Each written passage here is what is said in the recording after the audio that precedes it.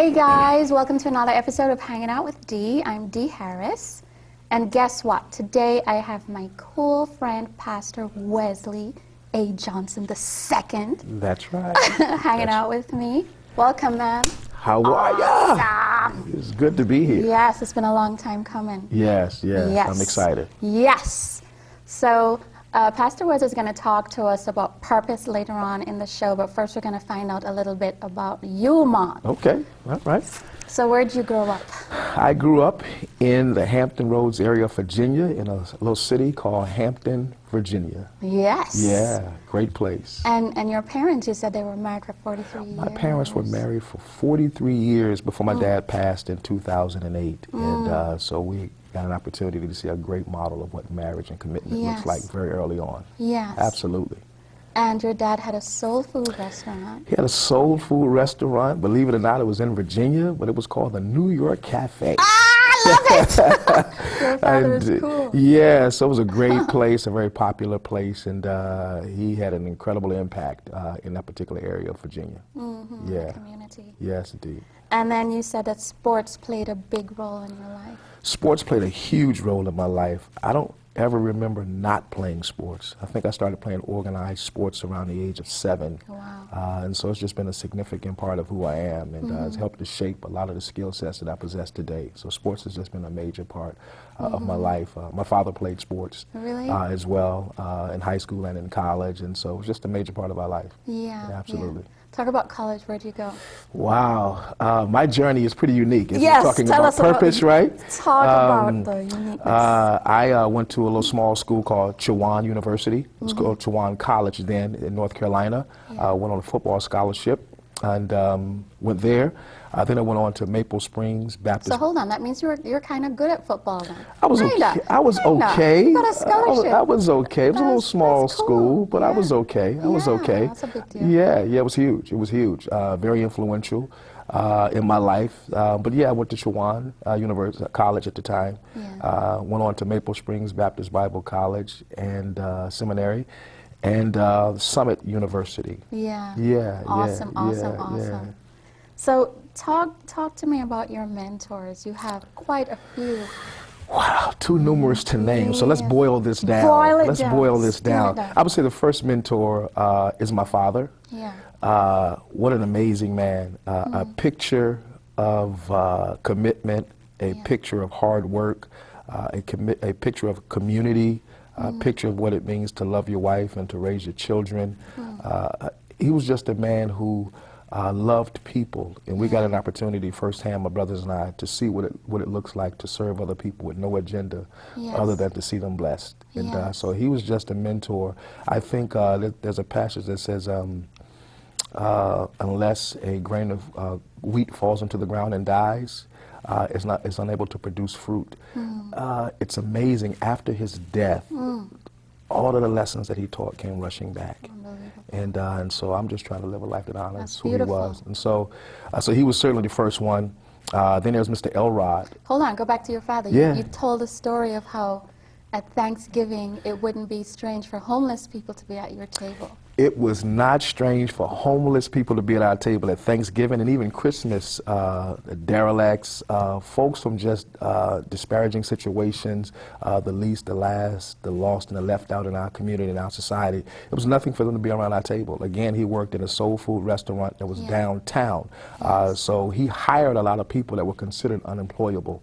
And they weren't just transactional relationships. These were people he developed real relationships with depth. And so knowing their situations, our table would be filled with people, Thanksgiving and Christmas, and it was just cool. And so there were just relationships that we got an opportunity to see. Beautiful. It was amazing. We just never knew who was going to be around the table. Awesome. We knew somebody. Yes. And then Mr. Elrod. Mr. Elrod was my football coach, and again, growing up in the South, race relations and those things can be a little tenuous, even growing up in the 70s and early 80s. But amazing picture of a man who embraced me as a son and loved me dearly. And I got an opportunity to be a part of their family beyond football. And it was an incredible experience. He treated me as a young man. Race was off the table. Race was off the table. Yeah. He treated me as a young man Yeah. with dignity and with pride. I wasn't Beautiful. just an asset because I could play sports, but Beautiful. but I got an opportunity to be intimate with him and his family Yes. around the dinner table, going out for dinner, just coming over even if there were no games, and just kind of hanging out with his son, who I recently reconnected with through social that's media. And so Mr. Elrod was a very significant part of my life. I got an opportunity to see what it looks like outside of my own household when another man loves his family Yes. and raises his children Yes. and has no agenda except for to serve. And that was a great picture for me early on to see Mr. Elrod do that. And so Shout out to Mr. Mr. Elrod. Elrod. Shout out to your dad in Yeah, heaven. I know he's looking down right yes now. he is, yes he is, yeah. So Mr. Elrod was one, and then there was Mr. Woods, Yes. who was a phys ed teacher at a new school that I had transitioned to because our elementary school had closed down, so I was bused across town. And to see this man who looked like the R&B singer Teddy Pendergrass, tall, good-looking man, Yeah. but he was very quick to pull me aside and say, man, you have something special and unique about you, and you need not to lower your standards and who you are in order to be able to fit in. And he challenged me very quickly. I wasn't at the school very long before he challenged me very quickly, not just athletically, but about my intellect and my character. And so being able to see another strong man was just amazing to me, who was athletic, who apparently was very smart, and an educator. And so he was a big influence. We never had a lot of words, but the words that we would always have were incredibly meaningful, powerful, always had impact. Yeah, so that was Mr. Woods. And then Miss Powell. Yes. Oh, Miss Powell. Miss Powell.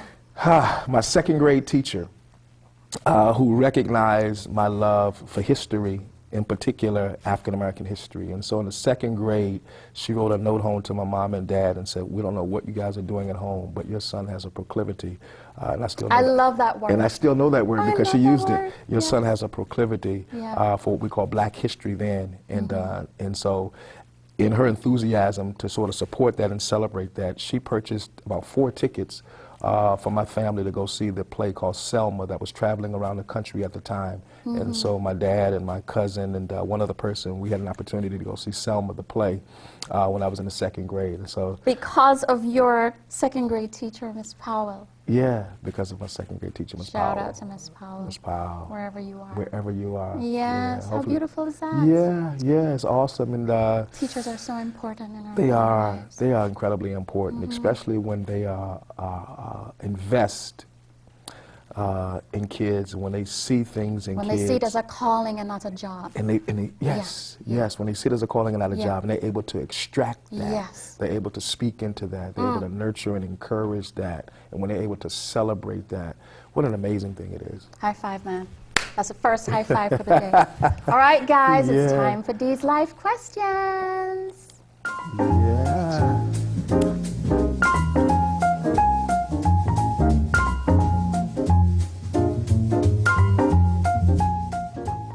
All right, Pastor Wes. What Yes. do you know for sure, Mom?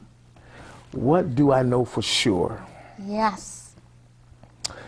I know that I am loved because I am shaped and crafted in the image and likeness of the one who made me. Oh, my goodness. It's just so beautiful. That I do know right for sure. now. That is so beautiful. That I do know for Say it sure. again, Mom. Say it again, Mom. I know that I am loved because I Yes. am shaped and crafted in the image of the one who made me. Beautiful. Yeah. That's yeah. just like an aha moment. Very tweetable right there. What is purpose? Purpose is the reason for the existence of things. And I honestly believe that everything that God created has a purpose. That is purpose for me. What is success and how can someone find it? Success is you being the very best that you can be and being where you're supposed to be at that moment in time and in life. Go a little deeper. You can be no more successful than you are if you're where you're supposed to be. I think we're always growing and we're always evolving. Opportunities are always presenting themselves, or we hope that they do. But if you're in the right place at the right time, at the right moment, you are as successful as you're ever going to be. I Yes, think yes. if we run this journey, or if we walk this journey, we'll run into our destiny. And so I think success is us being where we're supposed to be at the moment. How perfect is that? Mm-hmm. Sometimes we go through times in our life where we feel like I'm not going as fast as I should go. Yeah. Or I'm not in the position I think I should be in. Yeah. But if we wait. If we wait. And waiting is... And make sure that we get at that right place at the right time. Yeah. Timing is everything. So important. You can plant Mm-hmm. good seed, but if you plant it at the wrong time, it won't grow.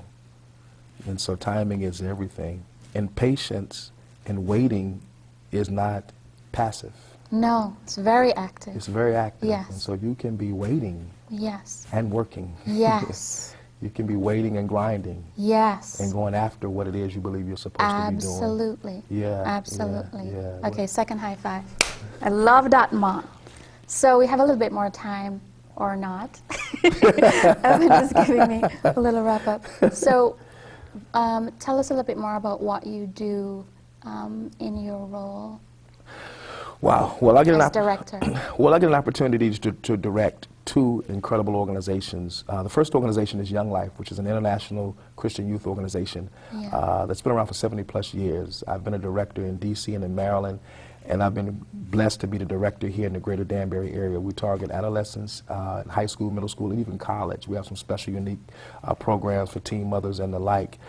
So that's a wonderful opportunity. Second, I get an opportunity to direct an organization and ministry called Pathways Danbury Youth Ministry, which targets at-risk young men and women and try to help. It's not just boys, because not just boys. There was a time when it was an all boys. It was a time when it was just boys, but we've expanded and grown, and so now we're engaging young ladies as well. Yes. And it's an amazing opportunity to get to connect kids with their purpose. Yes. And we get a chance to do that through relationship building. We get an opportunity to do that through an after-school program, mentoring programs, a middle school academy for young men, a tutorial program. And so we get an opportunity to connect kids with their purpose, to tell kids... In a practical way. In a practical way, in a real practical, a tangible way. I love that. Yeah, absolutely. All right, guys, it's time for I Don't Like That, Mom.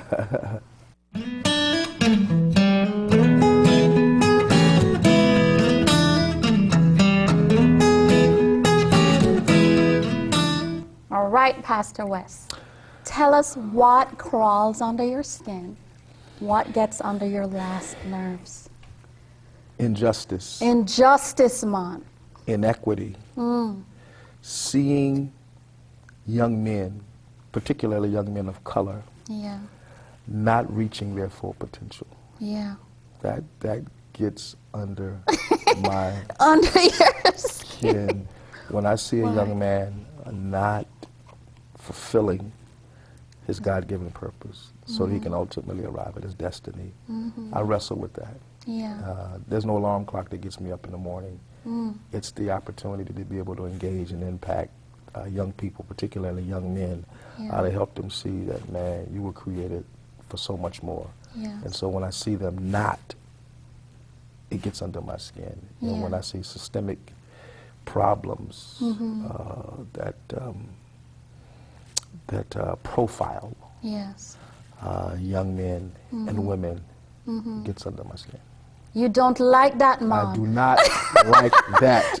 I do not like that. No. And I think that's why you're in the perfect role. You're living your life of success where you are right now. Because with a passion like that, you're exactly doing what you were born to be doing. Absolutely. For such a time as this. And I've discovered that often what burdens you the most is typically what you're called to. Hello. All right, guys, it's time for What in the World? What?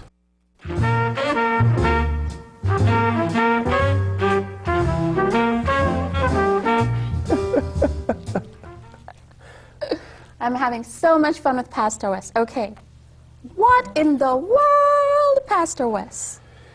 Finish it, Mom.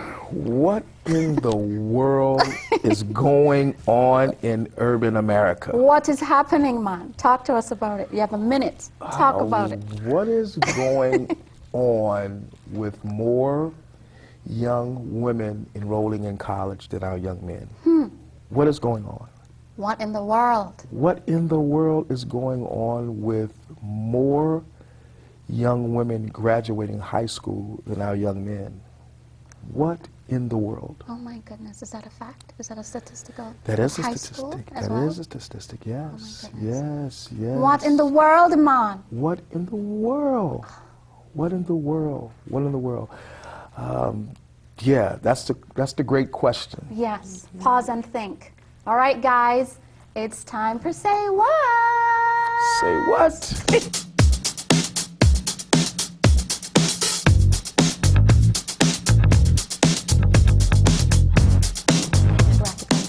Okay. All right, my friends at home and around the world. As you know, this is the section of the program where we allow our masters who are passionate and trained in a specific area to drop some truth on us for a little bit. And Pastor Wes is going to talk to us about purpose. Go for it, Dill. Purpose. You said the first one is nothing comes to a sleeper but a dream on. Nothing comes to a sleeper but a dream. That was a quote your father... That was a quote my father had. He had many colloquialisms and many sayings, but that was the one that stuck with us the most because there was this desire to see us do better than he did. Yes. There was this desire to see us tap into all of the potential that we had. And so that's a saying that he would say to us on a regular, particularly on Saturday mornings. If he felt like we slept too long, that he was would a quote say, you're going to get. Nothing comes to a sleeper but a dream. And so it's about time for you to wake up and go after what God has called you to do. Oh my goodness. And we would hear that part in the second half of our life as we got older. And so nothing comes to a sleeper but a dream. And so for me, you can't talk about what it is that you desire to do and not put it into action. You can't talk about what it is you want to do and yet remain stagnant. Because I don't think there's any such thing as stagnancy. Either you're moving forward or you're moving backwards. Yes.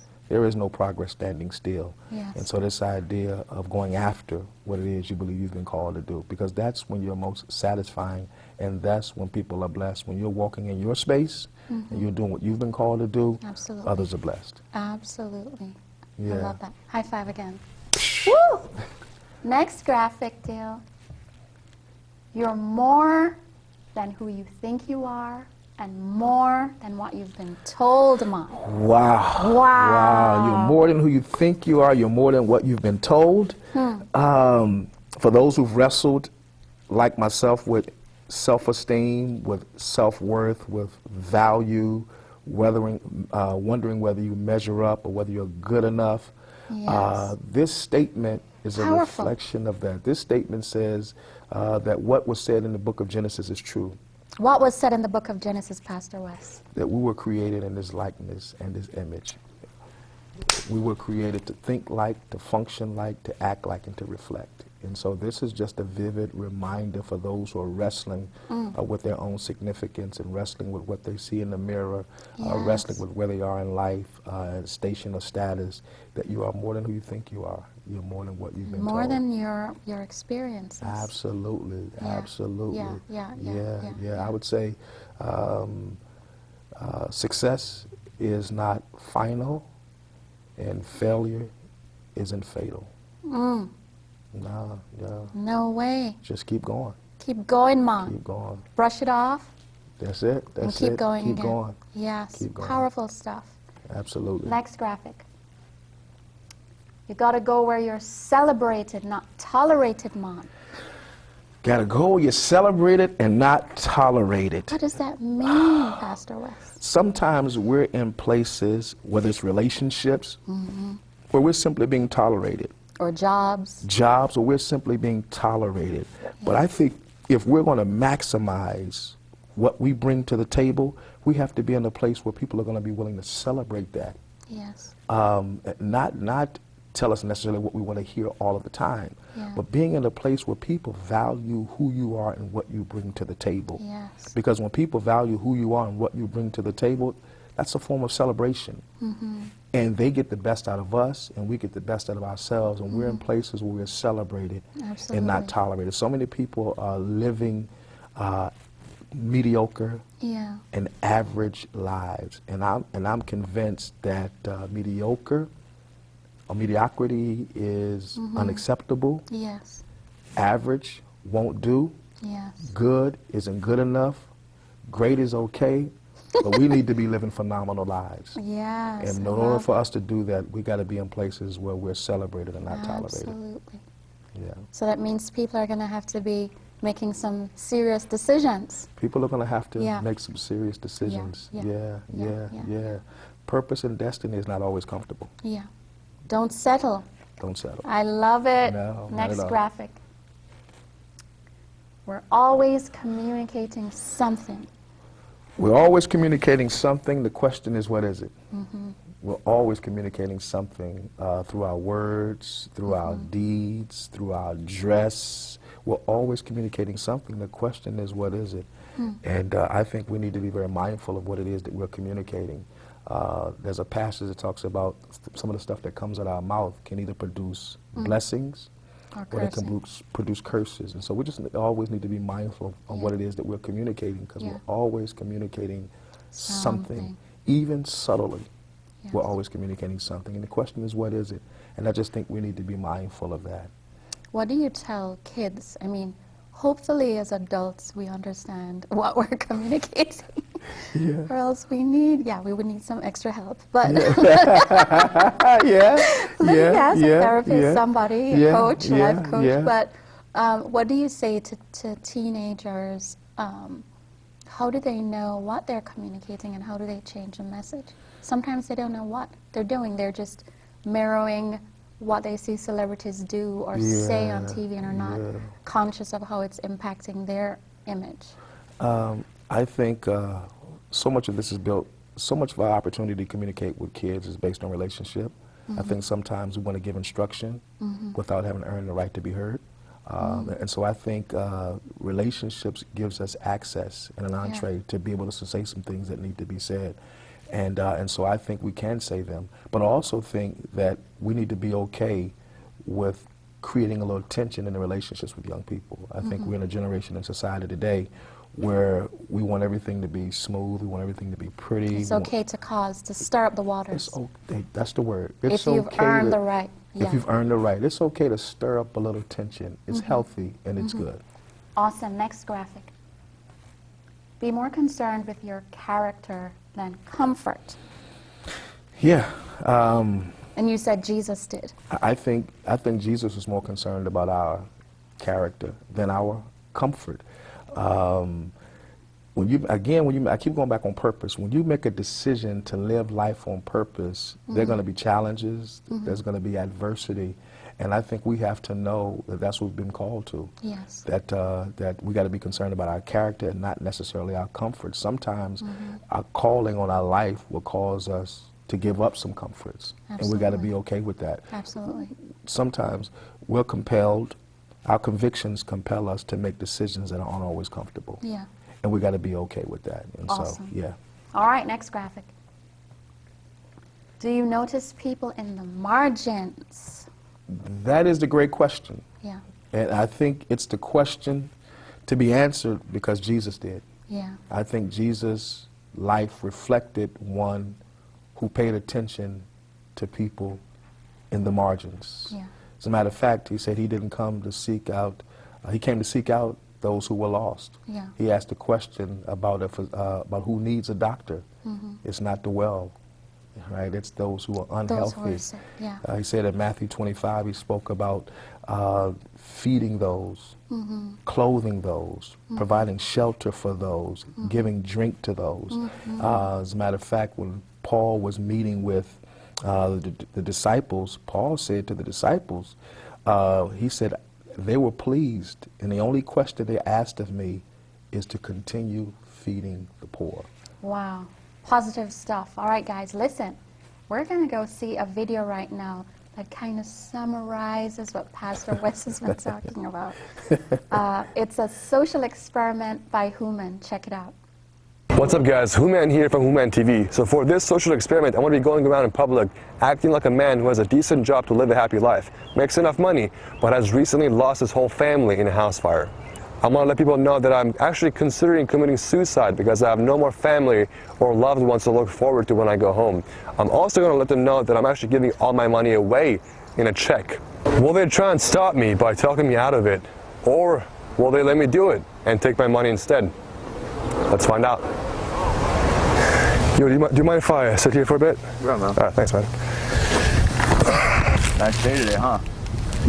Yeah, it's a nice day. What's up with you? Just had my family pass away recently. They passed away in a house fire in the past couple weeks. Sorry to hear that, man. Oh, it's all good. It's just life, you know. That's what happens. All right, man. Well, I got some more work to do today, so I'm gonna get out of here. But it was nice talking with you, man. Good luck with your promotion at work. Actually, this is really hard for me to say, really, but I'm thinking about kind of like, it's really hard to talk about it, but I'm thinking about possibly considering committing suicide. So I wanted to give my money away before I do it so it doesn't go to waste. I wanted to give it to a charity, but you seem like a nice guy. Do you have a family or anything? You got family? I do. If I wrote you a check and just give you my life savings, would you be like, do you want it? If it feels right. If Okay. it feels right. I can't tell you not to. I'll just give you a check now then. I could just write you a check for the money if you want. So you're just gonna go home and kill yourself and leave me your money? Well, yeah, don't worry about the killing part. You know, it's my life. It's been kind of rough for me recently, but I want to see my money go somewhere. I don't want to just leave my money behind. So I want to give it to you, and you could maybe take it if you want. I mean, it's your decision, man. You know what? Yeah, I'll do it for you, man. I'll do it for you. Okay. Are you cool with me, like, you know, ending my life? You sure you want to do? I mean, it's your decision, man. I mean, I got a good amount of money, you know. You could probably put it to good use. I'll take it from you. I'll take it from you. Okay. Yeah. All right. Okay. Sorry, dude, but I mean, it's your life, dude. I don't know what to tell you.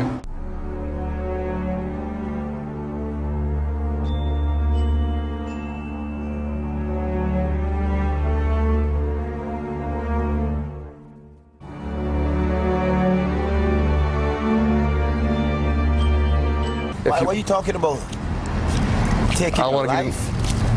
Yeah. No, man, you can't be. No, man, you better start to count from 1 to 10 and take a deep breath, brother. But I mean, I got no more family to look for. Yeah, but God is in you, man. No, man, don't do that, man. No, man, you have to love yourself, man, you know? Well, listen, what I'm trying to say here is I would like to give you all my money. I don't want your money, man. I don't. This don't have nothing to do with money right now. This is about life right now. You talking some crazy to me right now. You see, your money no matter to me. I'm gonna feel guilty if you give me the money. And then you don't kill yourself, then I'm gonna feel guilty because I could have said something. Take a deep breath, brother. Take a deep breath, brother. Thank you, man. Yeah, man. Yes, this is deeper than money right now. I'm telling you straight. Your money don't mean nothing to me right now. This song will touch your heart, brother. And touch your soul because I don't feel like you are young, brother. You have a lot of future, man. Don't kill yourself. Don't kill yourself, self. Don't worry yourself. Don't stress yourself, self. Don't hang yourself. Don't kill yourself, self. Love yourself, cause Jah is in yourself. God is in yourself. Help up yourself. Pray for yourself. Work with yourself. If the world turn their back against you, don't kill yourself. Your woman gone left you, don't stress yourself.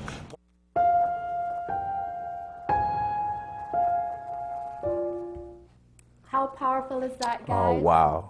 Huh? Wow. One homeless Jamaican guy Jamaica. saves the day, you know? How many of us think about those people around us who are in need?